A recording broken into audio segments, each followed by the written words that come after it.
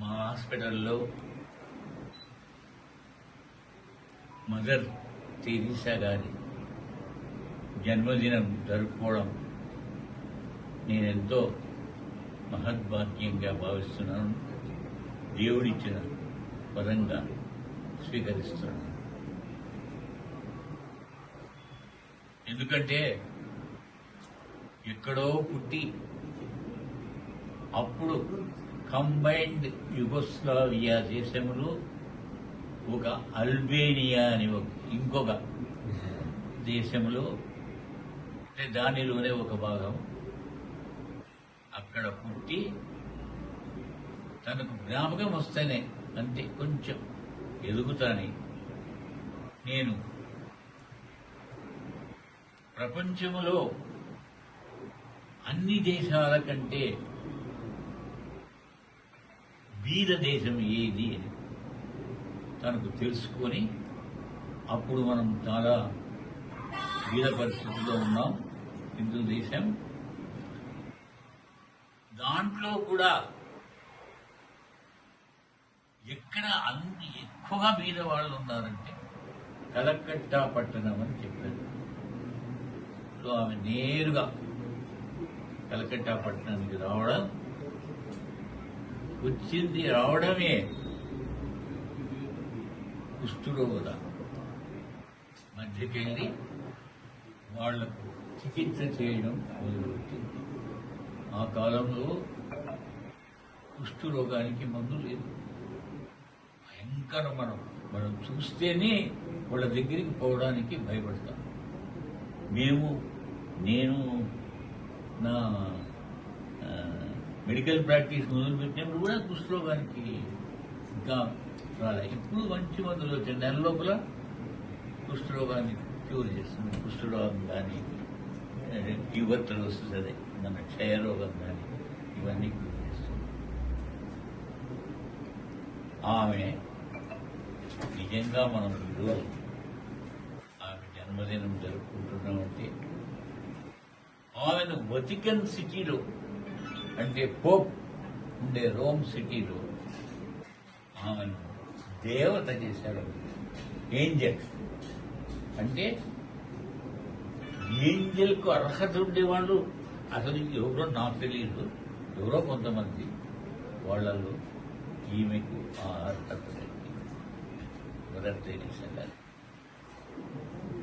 మా అందరికీ ముఖ్యంగా వైద్యులకు వైద్య వృత్తిలో ఉండేవాళ్ళు ఆమె కంటే ఆమె వైద్యురాలు కాదు అయినా ఆమె కంటే ఆదర్శవంతురాలైన వైద్యులు. అందుకే ఆమెను ఆదర్శంగా తీసుకొని మనమంతా ఆమె జయంతి రోజున ఈరోజు ఆమెను తలుచుకుంటూ మనం ఈరోజు ఈ కార్యక్రమాన్ని జరుపుకుంటున్నాం. ఆమె గురించి చెప్పాలంటే చాలా ఉంది. భాష మీద భక్తులు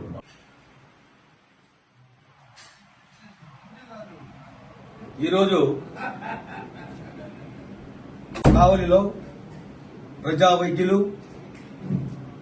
ప్రముఖ వైద్య నిపుణులు, మాజీ municipal chairman doctor N Prabhakar Naidu గారి హాస్పిటల్ నందు కావలిలో ఉన్నటువంటి స్వచ్ఛంద సంస్థల ఆధ్వర్యంలో విశ్వమాత పద్మశ్రీ భారతరత్న మదర్ తెరీసా గారి 116వ జయంతి కార్యక్రమం ఈరోజు అట్టహాసంగా ఆర్భాటంగా ముందుగా మదర్ తెరీసా చిత్రపటానికి పుష్పమాలను సమర్పించి ఘనంగా నివాళులర్పించడం జరిగింది.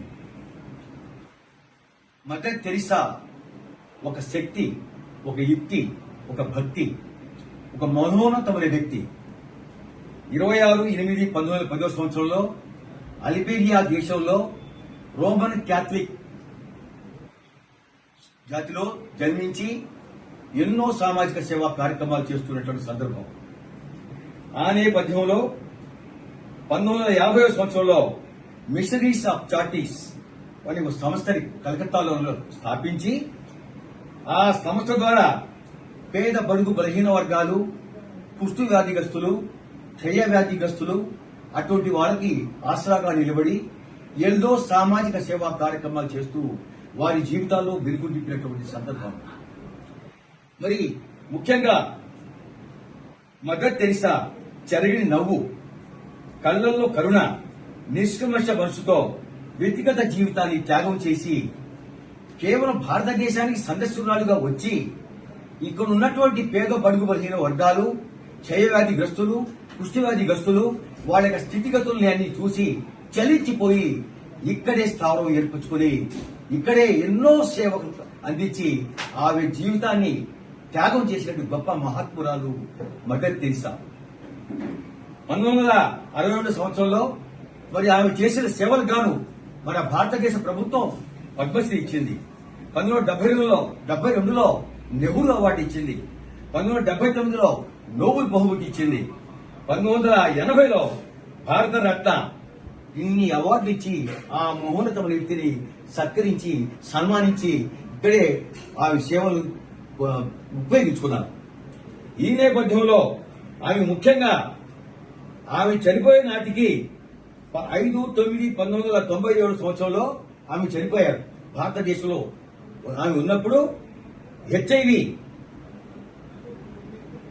మీద ప్రత్యేకమైనటువంటి సర్వే చేసి ఎంతో మంది జీవితాలు వెలుగులు నింపి ఆ రోజు 10 సంఘాలు స్థాపించి మరి ప్రపంచ వ్యాప్తంగా ఈ రోజు వారి వాలంటీర్స్ ఆమె చనిపోయినా కూడా ఆమెను గుర్తుపెట్టుకుని ఆ మహోన్నతమైన వ్యక్తిని స్మరించుకుంటూ ఎన్నో సామాజిక సేవా కార్యక్రమాలు ఎన్నో వాళ్ళ జీవితాలు వెలుగులు నింపుతూ ఇప్పటికీ సేవలు అందిస్తున్నారు. ఎక్కడో పుట్టి ఎక్కడో పెరిగి ఎక్కడో పెద్దది మన భారతదేశాన్ని ఎన్నుకొని కలకత్తా స్థావరాన్ని ఒక మురికి వాళ్ళని ఎన్నుకొని కుష్టు క్షయ వ్యాధిగ్రస్తుల దగ్గర గడిపి వాళ్ళ దగ్గర ఉన్నటువంటి ఆ వ్యాధులన్నీ కూడా సఫలం చేసి ఆమె జీవితాన్ని త్యాగం చేసినటువంటి గొప్ప మహాత్మురాలు మదర్ తెరిసా అని చెప్పి చెప్పడానికి మనం వెనకాల్సి వస్తుంది. కాబట్టి మా స్వచ్ఛంద సంస్థలు ఇటువంటి మహోన్నతమైన వ్యక్తుల్ని మేము స్మరించుకుంటాం. జయంతి రోజున వారికి ఘన నివాళులు అర్పించడం డాక్టర్ ప్రభాకర్ నాయుడు గారి ఆధ్వర్యంలో వారి యొక్క సహాయ సహకారాలతో వారి యొక్క ప్రేమాభిమానాలతో వాళ్ళ ఆత్మీయత అనురాగాలతో మనం మంచి కార్యక్రమాలు చేస్తున్నాం. ఇక్కడ పుట్టిన చింత చిగురు కూడా చావేనట్టు మా సంస్థల్లో మా స్వచ్ఛంద సంస్థల్లో ప్రతి ఒక్కరు కూడా వారి వారి పరిధిలో వారి వారి సేవా కార్యక్రమాలు చేస్తూ వారికి ఉన్న డబ్బు ఉన్నా లేకపోయినా దాతల సహకారంతో వారికి ఉన్న ఆదాయంలో కొంత గొప్ప పక్కన పెట్టి మరి ఎన్నో సామాజిక సేవా కార్యక్రమాలు చేస్తున్నారు. అటువంటి సేవా కార్యక్రమాలు చేయడం అనేది ఈ కావల్లోనే ఈ గొప్పతనం ఉందని కూడా నేను ఘంటాపథంగా చెప్తున్నాను కూడా. కాబట్టి ఈ రోజు వచ్చినటువంటి మా స్వచ్ఛంద సంస్థలో అభిమానులందరికీ ప్రేమాభిమానులకి పేరు పేరున హృదయపూర్వకమైనటువంటి ధన్యవాదాలు అభినందనలు తెలుపుకుంటూ మా డాక్టర్ ప్రభాకర్ నాయుడు గారు మరి ఈ వయసులో కూడా 89 సంవత్సరాల వయసులో కూడా ఇంకా పేద బడుగు బలహీన వర్గాల ప్రజలకు ఎన్నో సేవలు అందిస్తూ వారి జీవితాలు వెలుగు నింపుతున్నారు.